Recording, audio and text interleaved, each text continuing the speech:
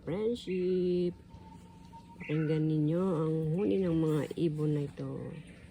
Tingnan nyo guys, diba, napakaganda at ang galing talaga ng pagkakagawa ng ating Panginoon sa nature. I like nature very much. Ay, nakain letra. Tingnan nyo ang gaganda ng mga puno, ng mga leaves, ang malinamnam sa mata. Napakagandang pagmasdan ang mga green leaves at pakinggan ang huni ng ibon. Grabe ano. Lakad-lakad lang tayo ngayon. Alay lakad muna ako. Lagi na lang kasi ako nakasakay.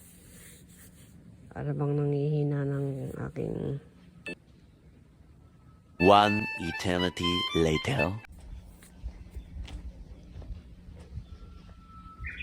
Sakay ng sakay. Ayan, tingnan nyo guys. Oh, grabe oh. Ang gaganda ng mga puno ito. Ayan. Medyo madilim sa loob. Liblib kasi ito yung bintang ko.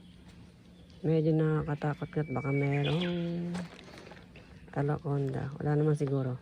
Nasa gilid lang naman ako eh. Or ano bang dadarad. Sa Japan naman kasi maano naman guys eh. Masyado silang organizer kumbaga.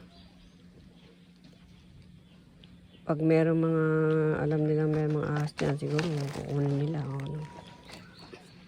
And then natin alam, sa loob na, baka meron din. Tingnan nyo.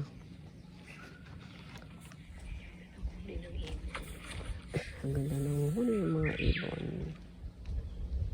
Grabe. Hanggang dito na lang muna ang aking may papakita sa inyo mga ka-friendship. See you on my next video. Bye bye. God bless us all.